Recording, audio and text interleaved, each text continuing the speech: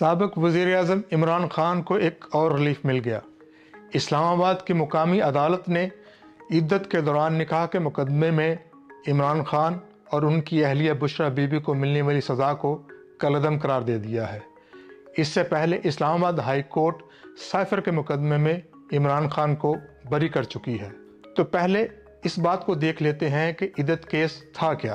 عمران خان کی اہلیہ بشرا be be کے سابق شوہر خاور مانیکا نے اسلام آباد کی عدالت میں ایک درخواست دائر کی، جس میں کہا گیا تھا کہ ان کی سابق اہلیہ نے عمران خان سے جب 1 جنوری 2018 کو شادی کی تھی تو اس وقت ان کی عدت کی مدت مکمل نہیں ہوئی تھی اور اس طرح پٹیشن کے مطابق ان کا نکاح جائز نہیں ہے۔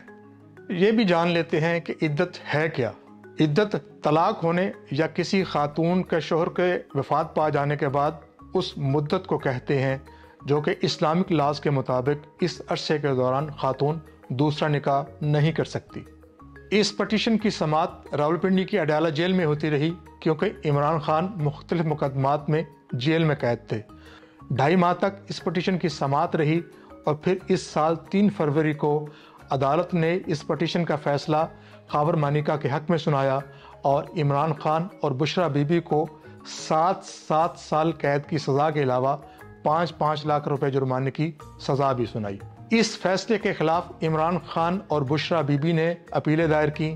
آج ان اپیلوں پر فیصلہ آ گیا ہے جس میں عدالت نے عمران خان اور بشرا بی بی کو اس مقدمے سے بری کر دیا ہے۔ تو کیا آج کے فیصلے کے بعد عمران خان رہا ہو پائیں گے؟